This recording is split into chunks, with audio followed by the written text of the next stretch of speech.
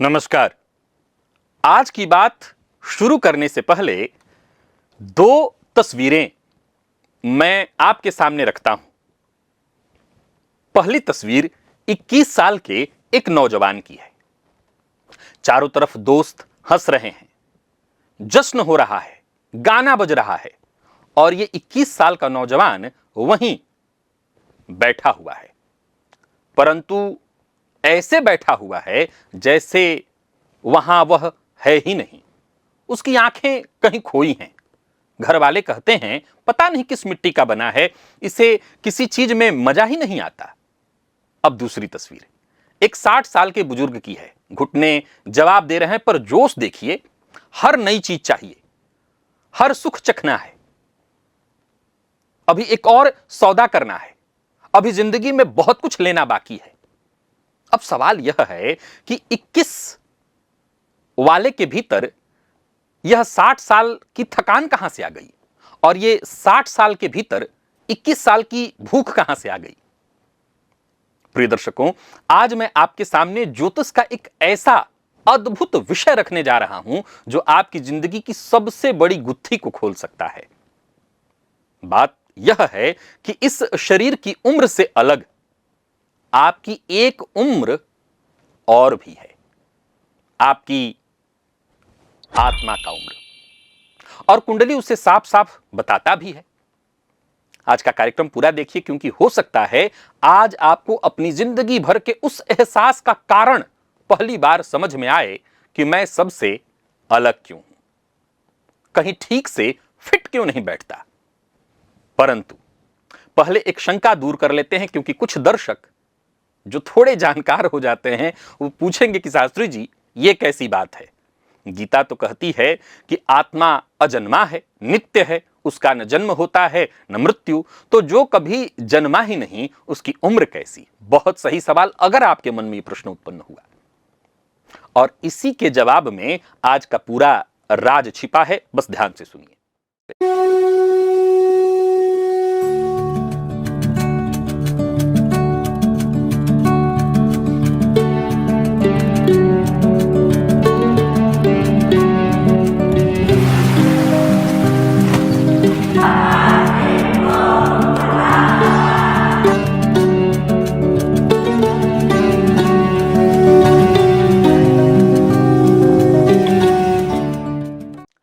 दर्शकों, उम्र आत्मा की नहीं होती है, हो भी नहीं सकती, परंतु आत्मा के सफर की तो हो सकती है ना। आत्मा तो सबकी एक ही है, नित्य है, पर हर आत्मा ने इस संसार में पाठशालाएं, खेल सारा पाठशाला का है। इस संसार की पाठशाला में कितनी कक्षाएं पढ़ ली हैं ये अलग अलग है। पुराण कहते हैं ना कि जीव 84 लाख योनियों में भटकते भटकते बड़े पुण्य से मनुष्य का शरीर पाता है। और गीता में भगवान स्वयं कहते हैं कि बहुत जन्मों के बाद ज्ञान पाकर मनुष्य मुझ तक पहुंचता है। एक और बात, बहुत सुंदर बात गीता में है कि पिछले जन्मों का अभ्यास आदमी को खींचकर उसी राह पर ले जाता है, चाहे वह खुद ना भी चाहे। तो समझ लीजिए संसार एक पाठशाला है और हर जन्म उसकी एक कक्षा। अब कोई आत्मा ऐसी है जो अभी अभी शुरुआती कक्षा में है। अब उसके लिए संसार क्या कैसा है? नया है, चमकीला है, उसको सब कुछ चखना है। वहीं कोई बीच की कक्षा में है, पढ़ाई भी कर रहा है, आत्मा ऐसी एक पढ़ाई कर रही है, खेल भी संभाल रही है, और कोई आखिरी कक्षा में बैठी आत्मा है जिसका मन अब स्कूल से उचटकर घर की ओर भाग रहा है। इन्हीं तीनों को आज मैं आपके लिए 3 नाम दे रहा हूं: नई आत्मा, पकी हुई आत्मा और बूढ़ी आत्मा। अब शुरू में ही एक बात हम सबको गांठ बांध लेनी है, इसमें कोई ऊंचा या नीचा नहीं है। कक्षा 3 का बच्चा बुरा नहीं होता, वह ठीक वही है जहां उसे होना चाहिए। पाठशाला में हर कक्षा उतनी ही जरूरी है। अब सवाल यह है कि कुंडली में इस सफर का हिसाब कहां लिखा है। तो आइए मैं आपको कुंडली में दिखा देता हूं, क्योंकि ज्योतिषी हम ज्योतिष के दर्शक हैं तो हमें तो कुंडली ही देखनी होगी। तो इसका सबसे बड़ा हिसाब जो मैंने आपको पूर्व के वीडियो में भी बताया था, राहु और केतु के पास है। शास्त्रों में केतु को मोक्ष का और राहु को भोग का कारक कहा गया है। इसका गहरा मतलब यही है कि केतु वह है जो आत्मा पिछले जन्मों में जी चुकी है, चख चुकी है, जो स्वाद उसको मिल गया है, जिससे उसका मन भर चुका है। और राहु वह है जिसको अभी चखना बाकी है, अनचखी भूख। इसलिए कुंडली में राहु का जो जोर है वो ज्यादा है, समझिए भूख का पलड़ा हमेशा भारी रहता है। और जिसमें केतु का जोर हो, समझिए वो तृप्ति का है, मन भर जाने का पलड़ा भारी है, लेकिन इसका थोड़ा सा स्वभाव अलग है। इनके साथ कुछ और भी हिसाब हैं जिन्हें हमें समझना होगा, जैसे कुंडली का 5वां भाव, जिसे शास्त्र ने पिछले जन्म के पुण्य का खाता कहा है। 9वां भाव जो हमारे धर्म की कमाई है। 12वां भाव जो मोक्ष का दरवाजा है। सूर्य तथा गुरु, क्योंकि सूर्य आत्मा का दीपक और गुरु जन्मों से जो जमा की गई ज्ञान की पूंजी है वो है। प्रिय दर्शकों, आप सभी जानते हैं ज्योतिष किसी सिर्फ एक निशानी पर बात नहीं करता। जब 3-4 निशानियां एक तरफ इशारा करें तब जाकर के बात पक्की मानी जाती है। इसी को हम फलादेश कहते हैं। अब अपनी कुंडली को उठाइए और 2-3 हालात कम से कम मिलाइए। आप मेरे दर्शक हैं और इस वीडियो को देख रहे हैं तो तभी आपको इसमें आनंद आएगा जब आप ज्योतिष के कुछ हद तक तो जानकार हों ही। पहले जिंदगी के लक्षण, फिर कुंडली की के वो खिड़कियां खोलिए और देखिए कि आप इनमें से कौन सी कक्षा में हैं। आपकी आत्मा किस तरह के सफर में है। आप शुरुआती वाले हैं, कौन से हैं। और ऐसे आदमियों को पहचानना मुश्किल नहीं है। जो नई शुरुआती दौर वाले हैं उनके लिए संसार एक मेला की तरह है। और मेला में अभी अभी घुसा जो बच्चा है वो क्या करता है, उसकी इच्छाएं बेशुमार होती हैं। धन चाहिए, पद चाहिए, चीजें चाहिए, मान सम्मान चाहिए, सब कुछ चाहिए। हर नई चीज चखने की तेज ललक, नई चीज, नई जगह, नया सुख, काम में गजब का उत्साह, गजब की ऊर्जा, ये थकता ही नहीं है। और भगवान और आध्यात्म में रुचि ना, या तो है ही नहीं, या फिर बच्चों जैसी है, मंदिर जाएगा तो सौदा करने के लिए, भगवान मेरा ये वाला काम हो जाए तो ये व्रत रखूंगा, ये हो जाए तो वो चढ़ा दूंगा। पहले फल की सूची बना लेगा, भजन जैसे ही होगी वहां नींद आएगा, बाजार इसको जगा देगा। तो ऐसे लोग आसानी से आपको दिखाई पड़ जाएंगे। अब ऐसे लोगों की कुंडली में आपको क्या देखना है। ऐसे लोगों की कुंडली देखते ही आपको एक नजर में दिखाई पड़ जाएगा इनका राहु बहुत बलवान होगा। लग्न या चंद्रमा से उसका सीधा संबंध होना चाहिए। केंद्र में बैठा हुआ हो सकता है, कुंडली को वो संभाल रहा होगा। केतु थोड़ा सा दबा हुआ होगा। अब आप सोचेंगे कि राहु केतु तो एक ही एक अंश पर होते हैं। नहीं नहीं, ये भाव तो अलग अलग होता है और राशि भी अलग अलग होती है, राशिपति अलग होते हैं। कई बार इनमें से किसी के साथ मजबूत स्थिति, जैसे मान लीजिए कि केतु जिस राशि में बैठे उसका राशिपति बहुत बलवान है, तो यहां अंतर आ जाता है। बस इतना ही समझ लीजिए, यानी केतु कमजोर दिखाई पड़ रहा है। हो सकता है पाप मध्यत्व में हो, तो जैसे केतु की सुनवाई ही न चल रही हो, यहां सारा खेल राहु का चल रहा हो। पुण्य और धर्म के जो खाते हैं, कुंडली का 5वां और 9वां भाव वो कमजोर हो, गुरु भी कुंडली में कमजोर हो, तो ऐसे लोग, हालांकि गुरु कमजोर होंगे तो बहुत व्यक्ति के अंदर ज्ञान, धन इत्यादि नहीं होगा, लेकिन हां ये जरूर है कि सामान्य से थोड़े कमजोर हैं, वो धर्म वाले बलवान नहीं हैं। तो जाहिर सी बात है जो ऐसे लोग होंगे जो बहुत पूजा पाठ करते होंगे, वो ऐसे लोगों को तो नास्तिक ही सीधा कह देते हैं। नास्तिक ही कहेंगे कि अरे इनको बस केवल पैसे से मतलब। तो ऐसे आत्मा का हमें मजाक नहीं उड़ाना चाहिए। क्यों? क्योंकि वो अपनी कक्षा में है। आपके परिवार में ऐसा कोई हो सकता है, आपके रिश्तेदार में ऐसा कोई हो सकता है जो सबसे पहले हर चीज खरीद के लाता है, जिसकी बढ़ी हुई चाहतों को देखकर कई लोग मुंह बिचकाते हैं, किसको तो बस दुनियादारी ही सूझती है। लेकिन हमें याद रखना है वो ठीक उसी कक्षा में पढ़ रहा है। भोगना भी तो पाठ्यक्रम का ही हिस्सा है। बिना चखे कभी मन भरता ही नहीं है। संसार का सारा कारोबार, सारा बनना गढ़ना इन्हीं उत्साह से भरी आत्माओं की ऊर्जा से चलता है। यह भी ध्यान रखना है, पाठशाला इन्हीं नए बच्चों के शोर से जिंदा रहती है। यह हमें हमेशा याद रखना है। दूसरी हालत, पकी हुई आत्मा। और ज्यादातर लोग, हम जैसे लोग ये वीडियो जो बैठ करके देख रहे हैं, मैं मान के चलता हूं कि ज्यादातर लोग इसी कैटेगरी में हम आ जाते हैं। ये पकी हुई आत्मा कौन सी है? ये वो आत्मा है जिसने कई जन्मों का तजुर्बा जमा कर लिया है। इसके लिए संसार एक कोई नया मेला नहीं है, न कोई जाल। ये संसार को वैसे ही आत्मा जानती है जैसे कोई पुराना खिलाड़ी अपने खेल को जानता है। जिंदगी के इनके लक्षण देखिए। ऐसा आदमी जो है अपने काम में माहिर होता है, न काम को टालता है, न दिन रात उसी में डूबा रहता है, नहीं बीचों बीच की स्थिति। रिश्ते को संभालना भी आता है, कब बोलना है, कब चुप रहना है, कब झुकना है, कब अड़ना है। संतुलित, न भीड़ से भागेगा, न भीड़ का गुलाम बनेगा। भगवान में पूरा भरोसा रखेगा, पर गृहस्थी में रहते हुए पूजा करेगा, दुकान खोलेगा, फैक्ट्री उसको बनानी है, पर यह टकराव वाला विषय नहीं है। इनकी पहचान बेहद आसान है। सुख आ जाए तो इतराए नहीं, और दुख आ जाए तो टूटे नहीं। या यूं कहिए कि एक ऐसी स्थिति है जिसमें हम सबको पहुंच जाना चाहिए, अगर अभी तक नहीं पहुंचे, लेकिन हमें इसके लिए कुछ करना नहीं है, यह वक्त कराएगा। तो अगर आपने पहला नहीं देखा होगा तो इस तरह के लोगों को आपने देखा होगा। लोग अनजाने में इनसे सलाह लेने के लिए आ जाते हैं। अब इनकी कुंडली में हमें क्या देखना है? अगर आप ऐसे हैं तो आपकी कुंडली में हमें देखना है सूर्य और गुरु का मजबूत रिश्ता। हो सकता है आपकी कुंडली में सूर्य गुरु आमने सामने बैठे हो सकता है दोनों ने राशि परिवर्तन किया हो सकता है सूर्य गुरु का आपकी कुंडली में केंद्र का संबंध बन रहा हो, दृष्टि संबंध बन रहा हो, आपकी कुंडली में केतु बलवान अवस्था में हो, आपकी कुंडली का नवम पंचम भाव बलवान अवस्था में हो, आपकी कुंडली में राहु के पास बल है, अंश बल है, पर केतु ज्यादा मजबूत है। केतु जिस राशि में बैठा उसका राशिपति मजबूत है, केतु पर शुभ ग्रह की जैसे गुरु की दृष्टि पड़ रही है। आप अपने काम में लगे हुए हैं, बिल्कुल ठीक है। ऐसी आत्मा के लिए गीता का सीधा संदेश सीधा है कि तुम्हारी कक्षा का पाठ ही कर्म योग है। ऐसे लोग अपने आप को कर्मयोगी कह सकते हैं, यानी भगवान को मानते भी हैं और कर्मयोग इनका भरोसा। गृहस्थी आपका बोझ नहीं, आपकी साधना की जमीन है। बच्चों को आपको अच्छे संस्कार देना है, परिवार को संभालना है, समाज में ईमानदारी से काम करना है।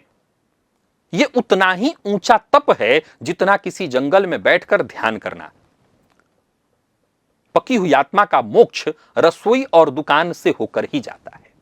अब आती है उस तीसरी आत्मा की बात जो बूढ़ी आत्मा है, और इसे बहुत ध्यान से सुनिए, क्योंकि या तो यह आपकी कहानी हो सकती है या आपके घर के किसी सदस्य की, और दोनों ही हालात में आज एक गुत्थी खुलेगी। बूढ़ी आत्मा वह है जिसने संसार के लगभग सारे स्वाद जन्मों से चखे हैं, चख लिए हैं।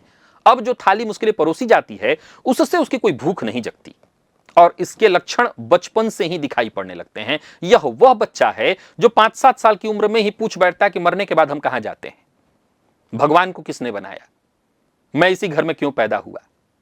जिस उम्र में बच्चे खिलौना मांगते हैं, इनकी मांगे थोड़ी अलग होती है, और बढ़ते उम्र के साथ ही अकेलेपन की ओर जाते हैं। अकेलापन इन्हें अच्छा लगता है। भीड़ में इन्हें आप बैठे भी देखेंगे तो भीड़ में ये तन्हा अकेले ही रहेंगे। ये अकेले में भरे भरे रहते हैं। जो आम लोगों की सुख है वो थोड़ी देर तक बहला सकती है, लेकिन फिर ये उब जाएंगे। मैं ये नहीं कह रहा हूं, बहुत ध्यान से सुनिए, मैं ये नहीं कह रहा हूं कि इसी धरती पर रहना है तो ऐसा नहीं हो सकता कि ये लोग ऐसे हैं कि नहीं इनको मोबाइल मिला तो लेके फेंक देंगे। नहीं भाई, मोबाइल इनको भी चाहिए, इनको भी आईफोन चाहिए होगा, लेकिन एकदम से आईफोन के लिए क्या उत्साह है कि मैं लाइन लगा के, नहीं, आप ऐसे नहीं होंगे। अंतर यही है, नई चीज दूसरे दिन इनको पुरानी लग जाएगी। चीजें जोड़ने में इनका मन नहीं लगता। और घर के बड़े बूढ़े कई बार सुनकर कहते हैं ये बच्चा जन्म से ही अलग है, सयाना है, भगवान की ओर बच्चे का झुकाव है, किसी ने सिखाया नहीं, किसी ने कहा नहीं, फिर भी मंदिर की घंटी इसको खींचती है, नदी का किनारा इसको खींचता है, आरती की लौ जो है इसके भीतर खींची चली आती है। ये गीता का अभ्यास करता है, गीता पढ़ता है, भागवत की ओर, गीता की ओर इसका रुझान है, खिंचा चला जा रहा है उसकी ओर। कुंडली खोला तो देखेंगे तो केतु बलवान है, केतु गुरु का संबंध बना हुआ है, कुंडली का 12वां भाव मजबूत दिख रहा है। संभव है केतु की नजर, केतु पर गुरु की दृष्टि हो, या केतु गुरु साथ हो, या केतु धनु या मीन में बैठे हो, केतु 12वें भाव में बैठे हो, यानी कुंडली का 12वां भाव जागा है, कुंडली के 12वें भाव पर गुरु की दृष्टि पड़ रही हो, शुभ ग्रह के मध्य 12वां भाव पड़ा हुआ हो। तो ऐसे जातकों की जो पूंजी है वो ज्ञान की पूंजी है, वैराग्य। ये समझ लीजिए कि आखिरी कक्षा में है। ये वो लोग हैं जो अपनी आखिरी कक्षा में है। किसी के चेहरे या स्वभाव पर बुढ़ापा दिखना, हर समय गंभीर रहना, उम्र से पहले बूढ़ा लगना, यह अक्सर अगर देखा जाए तो शनिदेव का लक्षण है। जब लग्न या चंद्रमा से शनिदेव का संबंध बनता है तो व्यक्ति शरीर मन सबसे गंभीर होने लगता है, शरीर इससे बढ़ जाती है। नहीं देखा जाए तो आपको मैंने कई बार इस सिद्धांत को बताया है कि जन्म कुंडली में शनिदेव का लग्न से संबंध हो जाए तो व्यक्ति कम उम्र में ही बूढ़ा लगता है। लेकिन असल में केतु जो है ये शरीर की उम्र की बात नहीं, आत्मा के तृप्ति और आत्मा की उम्र की बात करती है।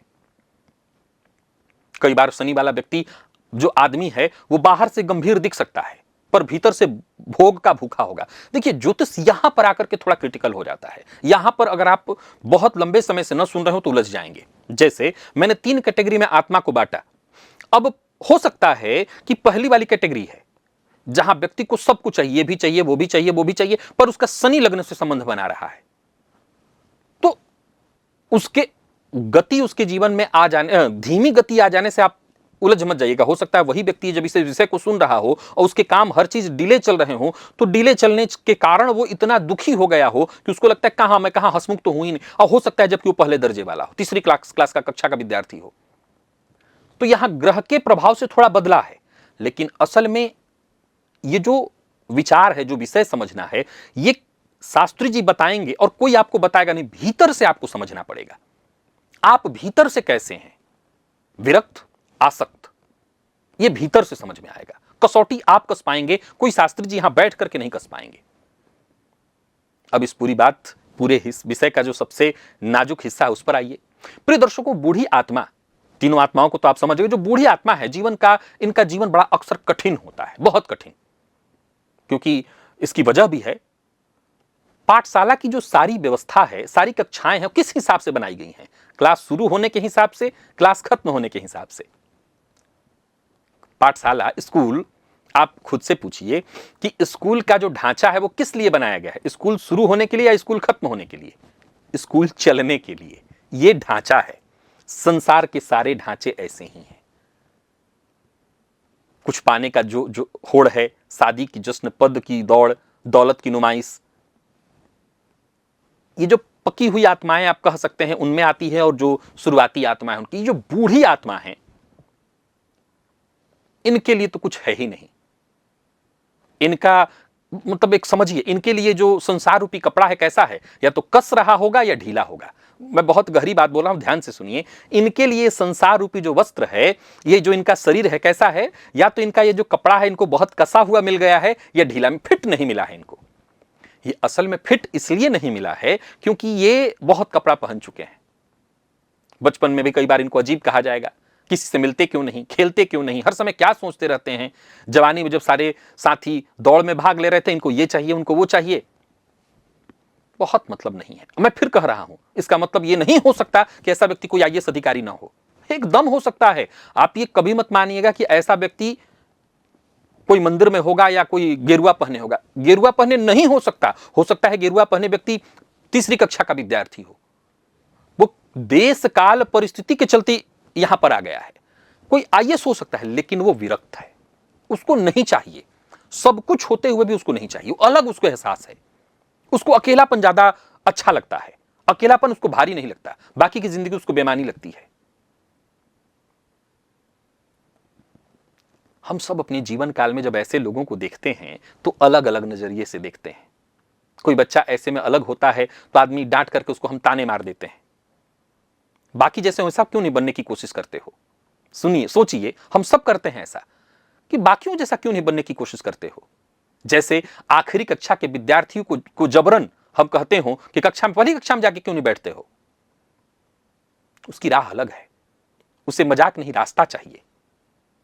पर दूसरी बात उतनी ही साफ है और उसे बहुत ध्यान से सुनना और समझना होगा। अब ऐसे लोगों में केवल विरक्ति नहीं आती। मैंने ऐसे लोगों का अध्ययन किया है। कई बार तो ऐसे लोगों का जो जीवन है, उदासीनता और अकेलेपन में इस जीवन को छोड़ने तक का उनका मन आने लगता है। निसंदेह है कि उनकी आत्मा की ऊंचाई है जो मुक्ति की मार्ग ढूंढ रही है, लेकिन कई बार ऐसे लोगों में मैंने पाया कि मरने की भी टेंडेंसी जो होती है कि नहीं, इस जीवन से मुझे कोई मोह नहीं है। नहीं, याद रखिए, शरीर माध्यम खलु धर्म साधनम। खुद को जब खत्म ही कर देंगे, शास्त्र भी इसकी मनाही नहीं करता, ये तो अक्षम्य अपराध है। तो इसी शरीर से हमें सब कुछ पाना है। ये ठीक है कि शरीर में आपकी बहुत मोह नहीं है, आपका मोह नहीं, लेकिन जरा सोच के देखिए कि अगर कोई विद्यार्थी बीच कक्षा छोड़ के भाग जाए तो क्या होगा? पास हो जाएगा? नहीं, फिर से उसके वही कक्षा में आकर बैठना पड़ेगा, और कौन जाने बीच में पढ़ाई छोड़कर पीछे न कर दिया जाए उसको। तो अपनी अपनी कक्षा में मन लगा के हमें पढ़ना होता है और समय का इंतजार करना होता है। और किसी ऐसे सत्संग की आपको आवश्यकता होती है, किसी ऐसे जानकार की आपको आवश्यकता होती है। मैं बात कर रहा हूं बूढ़ी आत्मा की। इनको बहुत जरूरत होती है कि कोई इनको सुने, समझे, क्योंकि समझने वाला कोई नहीं। क्योंकि यहां पर दो आत्माएं बहुत मजबूती से, क्योंकि बना ये जो स्कूल है इसका ढांचा बनाया ही ऐसा गया, इनके लिए ढांचा बना ही नहीं है या बना है। तो मूल अगर समझने का प्रयत्न करें तो मेरे जब पुराने वीडियो को याद रखिए, मैंने कहा था कि अगर मैं किसी संत या फकीर की कुंडली देखूंगा तो उसके 8वें भाव को देखूंगा। अगर इनके लिए बना है तो नियम तो यही कहता है बस इन्हीं के लिए बना है। बस अलग बात है कि इनको प्रकृति अलग तरीके से साध रही होती है, और जब अलग तरीके से साध रही होती है तो हम जैसे आम लोगों में ये घुल मिल नहीं पाते हैं। घर में ही देख लीजिए, इसको हम घर में 3 कैटेगरी में बांट सकते हैं। जो मैंने सिद्धांत आपको बताया है, ये सिद्धांत कोई ऐसा अलग सिद्धांत तो नहीं है। घर में 3 लोग होते हैं ना, दादी ये पकी हुई आत्मा है, पिता ये दादी बूढ़ी आत्मा है, पिता पके हुए आत्मा है, और बच्चा शुरुआती कक्षा का विद्यार्थी वो आत्मा है। लेकिन मैं ये बात सिर्फ एक सामान्य तर्क के लिए समझा रहा हूं ताकि आप समझ सकें, और तीनों को अपने अपने जगह पर लाना। अब दादी को कह दिया जाए कि नहीं तुमको तो एकदम खिलंदड़ प्रवृत्ति चाहिए, तुम खेलती कूदती क्यों नहीं, अरे भाई उसका घुटना जवाब दे जाएगा। बच्चे को कह दिया जाए शांति से बैठो, ये तीनों के साथ भेद हो जाएगा। तीनों को अपने अपने समय के साथ अपनी अपनी कक्षा को पूरा करना है। तो कमेंट करिए, बताइए मुझे आप क्या महसूस करते हैं, कौन सी आत्मा है आप। और हाँ याद रखिएगा, ये कोई और नहीं बता सकता। हाँ कई बार माता पिता इन बातों को अगर सुन रहे हो तो बच्चे में देख करके वो इतना जान जाएंगे, या लंबे समय से हम किसी के साथ रह रहे हो तो उसके बारे में हमें समझ इतनी आ जाती है। पर आपसे बेहतर आपको कोई नहीं जानता। तो अपने बारे में कमेंट में मुझे बताइए कि आप कौन सी आत्मा है, आपने अपने भीतर कौन सी आत्मा पाया है। आप शुरुआती कक्षा के हैं या आखिरी कक्षा के। और जिस पल आप अपनी कक्षा जान लेंगे फिर इस जिंदगी से कोई शिकायत आपको नहीं रह जाएगी। तो आज के इस कार्यक्रम का सूत्र ही यही है कि अपनी अपनी कक्षा पहचानिए और अपनी कक्षा को जी जान लगा करके पढ़िए। आधा दुख आपका इसी से दूर हो जाएगा। आशा करता हूं आज का कार्यक्रम आपको आनंद दिया होगा, ज्ञान में वृद्धि भी हुई होगी। ऐसा विषय आपने पहले कभी नहीं सुना होगा। पुनः मुलाकात होगी किसी नए विषय के साथ। तब तक के लिए नमस्कार।